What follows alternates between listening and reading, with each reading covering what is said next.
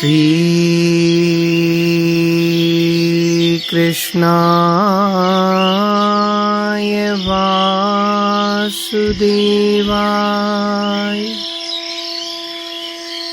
देवकी नंदनाय च नंदगोपकुमाराय श्री गोविंदाय नमो नमः। भक्ति भक्त भगवंत गुरु चतुर नाम वपु एक, तिनके पग बंधन किए, नासत विघ्न अनेक। मेरी भव बाधा हरो श्री राधा नागर दोय, जातन की झाई परे श्याम हरित गति होय। बंदौ गुरुपद कंज, कृपा सिंधु नर रूप हरि, महामोह तम पुंज, जासु बचन रवि कर निकर। जय श्री कृष्ण। श्री भक्त चरितामृत के माध्यम से हम लोग ठाकुर जी के अत्यंत प्रिय सन्निकट भक्तों का चरित्र श्रवण कर रहे हैं। आज श्री विभीषण जी का चरित्र हम लोग श्रवण करेंगे। श्री विभीषण जी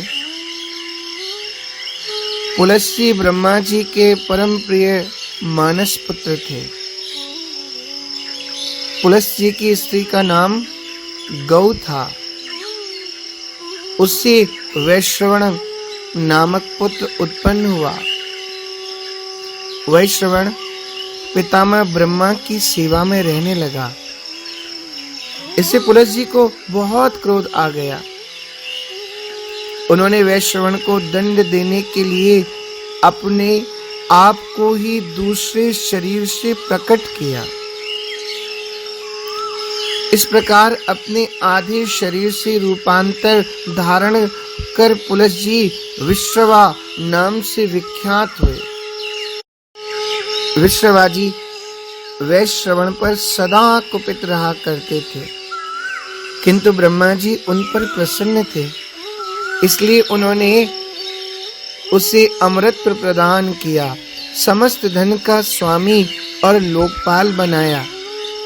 महादेव जी से उनकी मित्रता करा दी और नलकुबर नामक पुत्र प्रदान किया। साथ ही ब्रह्मा जी ने उनको राक्षसों से भरी लंका का आधिपत्य और इच्छानुसार विचरने वाला पुष्पक विमान दिया तथा यज्ञों का स्वामी बनाकर उन्हें राज की उपाधि भी दी। कुबेर जी यानी वैश्रवण जी पिता के दर्शन को प्राय जाया करते थे। विश्रवा मुनि उनको कुपित दृष्टि से देखने लगे। कुबेर को जब मालूम हुआ कि मेरे पिता मुझसे रुष्ट हैं, तब उन्होंने उनको प्रसन्न करने के लिए पुष्पोत्कटा, राका और मालिनी नाम की परम सुंदरी तथा नृत्य गान में निपुण 3 निशाचर कन्याएं उनकी सेवा में नियुक्त कर दी।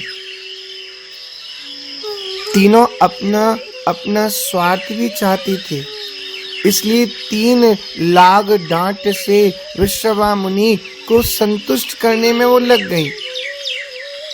मुनि ने सेवा से प्रसन्न होकर तीनों को लोकपालों के सदृश पराक्रमी पुत्र होने का वरदान दिया। पुष्पोत्कटा के 2 पुत्र हुए, रावण और कुंभकर्ण। मालिनी से 1 पुत्र हुआ, विभीषण। राका के गर्भ से खर और दूषण हुए। पुष्पोत्कटायां जज्ञाते 2 पुत्रो राक्षसेश्वरो, कुंभकर्ण दशग्रीवो बलेना प्रतिमो भुवि। मालिनी जनयामास पुत्रमेकं विभीषणं, राकायां मिथुनं जज्ञे खरः शूर्पणखा तथा। वाल्मीकि के अनुसार राजा तृणबिंदु अपनी कन्या को पुलस्त को सौंप गए। उसकी सेवा से प्रसन्न होकर महर्षि ने आशीर्वाद दिया कि तूने मेरी वेदत ध्वनि सुनकर गर्भ धारण किया, अतः तुझे मैं अपने तुल्य पुत्र देता हूँ, जिसका नाम विश्रवा होगा। विश्रवा जी बड़े चरित्रवान पुरुष हुए। वे पिता के समान तप में संलग्न रहने लगे। यह देखकर श्री भरद्वाज जी ने अपनी देववर्णिनी नाम की कन्या उनको ब्याह दी। इसी के पुत्र वैश्रवण हुए। पुलस्त जी ने नामकरण किया और कहा यह बालक धनाध्यक्ष होगा। वैश्रवण जी ने 1000 वर्ष कठोर तप किया, कभी जल पीकर, कभी पवन पान कर और कभी निराहार रहकर तप करते थे। ब्रह्मा जी ने इन्हें यम, इंद्र और वरुण के समान चौथा लोकपाल और निधियों का स्वामी बना दिया और पुष्पक विमान भी दिया। वैश्रवण ने पिताजी से जाकर जब सब वृत्तांत बताकर कहा कि पितामह ने मेरे रहने का प्रबंध कुछ नहीं किया, तब विश्ववाजी ने उनको विश्वकर्मा द्वारा निर्मित लंका में निवास रहने के लिए और निवास करने के लिए कह दिया। लंका में निवास करो। शून्या सम्प्रति लंका सा प्रभु इस्तस्या न विद्यते, स त्वं तत्र निवासाय गच्छ पुत्र यस्था सुखम, स त्वं तत्र निवासाय गच्छ पुत्र यथा सुखम। वाल्मीकि रामायण का भाव। उसी समय विष्णु भगवान के भय से राक्षस राज सुमाली परिवार सहित रसातल में रहने लगा था। एक बार जब वह अपनी कन्या जो कुमारी थी कैकसी सहित मर्त्यलोक में विचर रहा था, उसी समय कुबेर जी पिता विश्रवा के दर्शनों को जा रहे थे। उनका देवताओं और अग्नि की समान तेज देखकर वह रसातल को लौट आया और राक्षसों की वृद्धि का उपाय सोचकर उसने अपनी कन्या कैकसी से कहा, तुम पुलस्त के पुत्र विश्रवा को स्वयं जाकर वरण कर लो, इससे कुबेर के समान तेजस्वी पुत्र तुम्हें प्राप्त होंगे। पिता की आज्ञा मानकर कैकसी विश्रवा मुनि के समीप में गई। सायंकाल का समय था। वे अग्निहोत्र कर रहे थे। दारुण प्रदोष काल का उसने विचार न कर वहां जाकर उनके समीप खड़ी हो गई। उसे देखकर उन्होंने पूछा कि तुम कौन हो, यहाँ क्यों आई हो? उसने उत्तर दिया, आप तप प्रभाव से मेरे मन की बात जान सकते हैं। मैं केवल इतना बताए देती हूँ कि मैं केवल अपने पिता की आज्ञा से आई हूँ। मेरा नाम कैकसी है। विश्रवा मुनि ने ध्यान के द्वारा सब जानकर उससे कहा, तू दारुण समय में आई है। इससे तेरे पुत्र बड़े क्रूर कर्म करने वाले और भयंकर आकृति के होंगे। यह सुनकर उसने प्रार्थना की कि आप ऐसा ब्रह्मवादी से मुझे ऐसे पुत्र न होने चाहिए।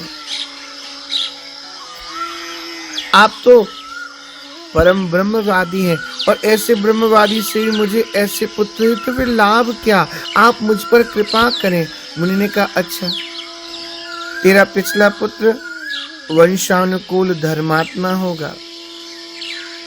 कैकसी के गर्भ से क्रमशः रावण, कुंभकर्ण, शूर्पणखा उत्पन्न हुए और सबके पीछे विभीषण हुए। वाल्मीकि रामायण में प्रमाण मिलता है। विभीषण जी, उन्होंने गोकर्ण क्षेत्र में जाकर धर्म पूर्वक पवित्रता से एक पैर पर खड़े होकर 5000 वर्ष तप किया। इस नियम को समाप्त करके जब ऊर्ध्व बाहु को लेकर सिर ऊपर किए हुए सूर्य पर दृष्टि जमाए हुए 5000 वर्ष तक वेद पाठ करते रहे। इस तरह 10,000 वर्ष तप करने पर ब्रह्मा जी ने संतुष्ट होकर इनके समीप आकर वर मांगने को कहा। तब इन्होंने भगवान के श्री चरण कमलों में निश्चल और निश्चल प्रेम मांगा। गए विभीषण पास पुनि, कहियो पुत्र वर मांगु। तेहि मांग्यो भगवंत पद, कमल अमल अनुराग। श्री ब्रह्मा जी ने एवं वस्तु कहा, यद्यपि विभीषण जी रावण के साथ लंका में निवास करते थे, परंतु रावण का संग दोष विभीषण जी को छू भी नहीं पाया। वे निरंतर भगवत भजन में ही अपना सारा समय बिताते थे। तभी तो कहा गया, विधि बस सुजन कुसंगत परहि, फनि मनि सम निज गुण अनुसरहि। विभीषण जी की श्रेणी पर स्वयं भगवान श्री राम भी आश्चर्यचकित थे। उन्होंने कहा, कहु लंकेश सहित परिवारा, कुशल कुठार वास तुम्हारा। कल मंडली बसहु दिन राती, सखा धर्म निभई के भांति।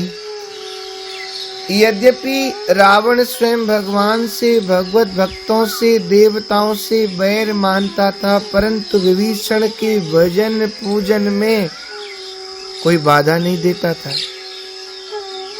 लंका जैसी राक्षसों की नगरी में भी भगवान का मंदिर, तुलसी वाटिका, कथा कीर्तन, शंख ध्वनि श्री विभीषण जी की भक्ति भावना के प्रतीक है।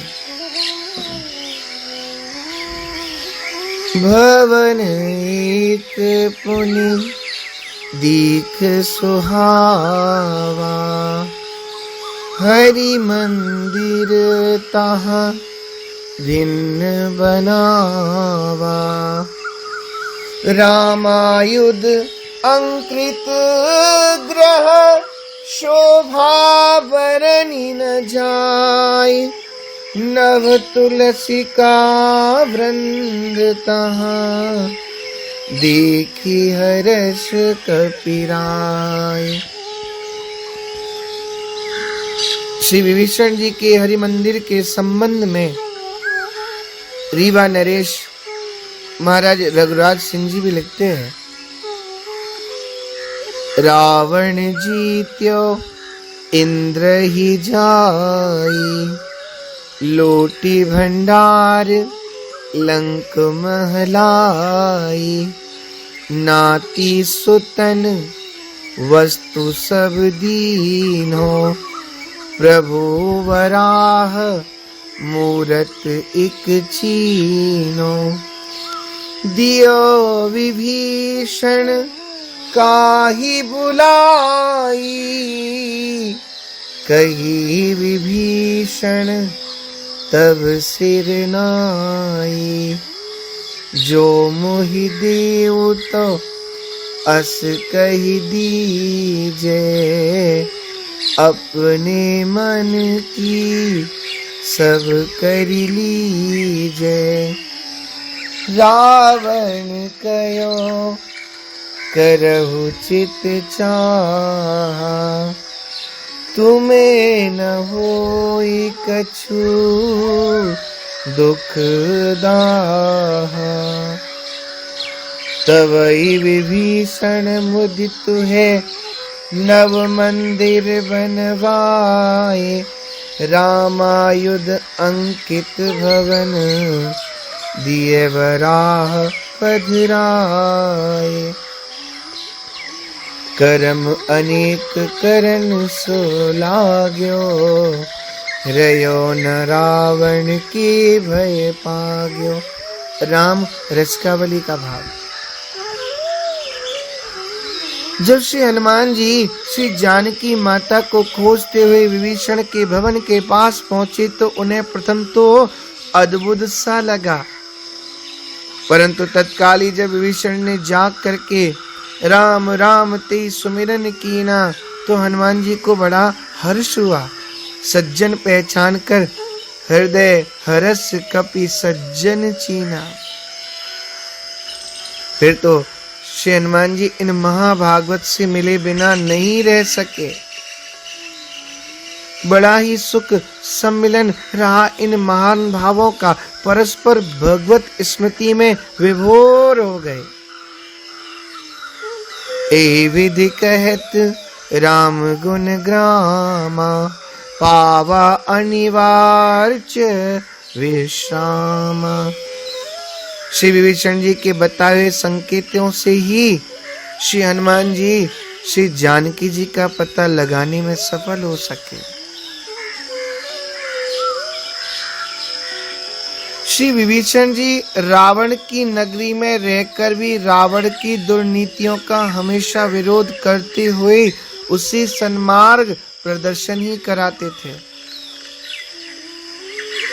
जिस समय श्री रामदूत हनुमान जी को राक्षसेंद्र रावण ने प्राण दंड की घोषणा की और राक्षस उन्हें मारने के लिए दौड़े ही थे, उसी समय सचिवन सहित विभीषण आए। नाय शीस कर विनय बहुता, नीति विरोध न मारिय दूता। आन दंड कछु करिए गुसाई, सबही कहा मंत्र हल भाई। रावण की अनीति से लंका जल गई। राक्षस जीवन से निराश हो गए थे। अजय कुछ चापलूस मंत्रियों के बहकावे में आकर रावण को भावी विनाश की किंचित चिंता नहीं रही। उस समय विभीषण जी ने अपना कर्तव्य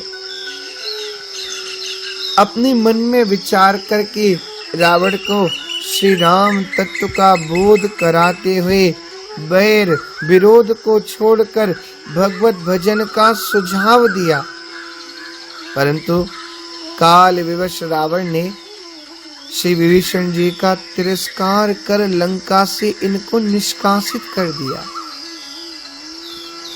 लेकिन आप दर्शन करिए, भक्त का हृदय तो बड़ा सरल होता है।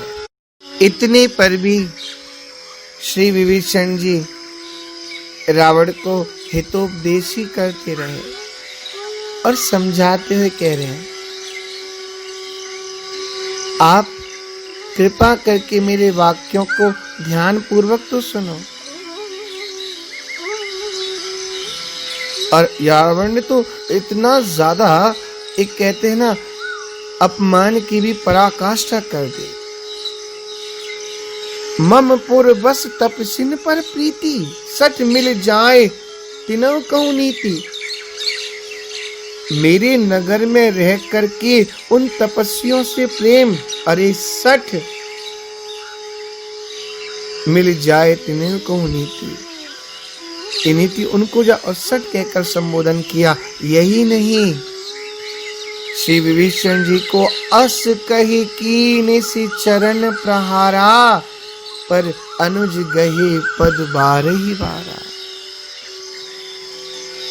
चरण का प्रहार भरी सभा में रावण ने विभीषण जी के ऊपर किया, पर एक भक्ति की भावना देखिए, भक्ति की स्थिति देखिए, और भक्ति को करने वाले भक्त का स्वभाव देखिए।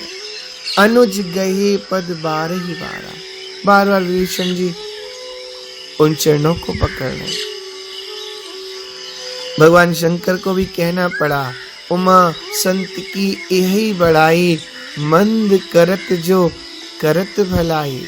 यही तो संत का स्वभाव है। और क्या कह रहे हैं श्री विभीषण जी, तुम पितु सरिस भले ही मोहि मारा। फिर भी आपका मैं कल्याण ही देखना चाहता हूं। भले ही आपने मुझे लात का प्रहार किया, मैंने समझ लिया आप मेरे बड़े भाई नहीं, आप मेरे पिता के समान हैं, पर भैया राम भजे हित नाथ तुम्हारा। आपका हित, आपका कल्याण तो श्री राम जी के भजन से ही होगा। रावण को यह संदेश कहकर विभीषण ने स्वयं श्री राम जी की शरण ली। श्री नारद पांच रात्रांतर्गत शरणागति षड्विधा कही गई है। आनुकूलस्य संकल्पः, प्रातिकूलस्य वर्जनम्, रक्ष्यतीति विश्वासो गोत्रवर्णं तथा। आत्मनिक्षेप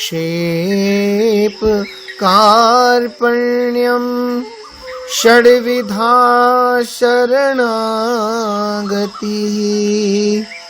आत्मनिक्षेप कार्पण्यम् षड्विधा शरणागतिः। षड्विधा शरणागतिः अर्थात भगवान की शरण प्राप्ति में जो जो बातें अनुकूल हो उसकी प्रतिज्ञा करना, प्रतिकूल का त्याग करना, रक्षा में दृढ़ विश्वास होना, अर्थात प्रभु मेरी रक्षा अवश्य करेंगे, यह दृढ़ विश्वास रहे। रक्षक रूप से आत्मा को प्रभु को समर्पण कर देना, अपनी दीनता निवेदन करना। श्री विभीषण जी ने इन 6 प्रकार से शरणागति की। अनुकूलता का संकल्प प्रथम, एक मतलब चलेऊ हर्षि रघुनायक पाही, करत मनोरथ बहुमन माही, देखियो जाए चरण जल जाता। ध्यान पूर्वक हम लोग श्रवण करें। दूसरा, प्रतिकूलता का त्याग, मैं रघुवीर शरण अब जाऊं, देहु जन खोर, अस कहे चला विभीषण जबहि। तीसरा, रक्षा में विश्वास, शरण गए प्रभु ताहु न त्यागा, विश्व दोह कृत अग जय लागा। चतुर्थ, गोत्रत्व वर्ण, श्रवण सुजस सुनि आयऊ, प्रभु भंजन भवभीर, त्राहि त्राहि आरत हरण, शरण सुखद रघुवीर। गोत्रत्व वर्ण का भाव। चतुर्थ, पंचम, आत्मनिवेदन, अस कई करत दंडवत देखा, तुरत उठे प्रभु हर्ष विशेखा। छठवां कार्पण्य ने नाथ दसानन कर में भ्राता, निश्चर वंश जन्म सुर त्राता, सहज पाप प्रिय तामस देहा, जथा उलू कही तम पर नेहा। शरणागत वत्सल भगवान श्री राम ने सब प्रकार से विभीषण जी को अपनाया और विभीषण जी की इस भावना को ठाकुर जी ने पूरा किया। विभीषण जी का प्रसंग और भी बाकी है, वो हम अगले भाग में श्रवण करेंगे। जय श्री कृष्ण।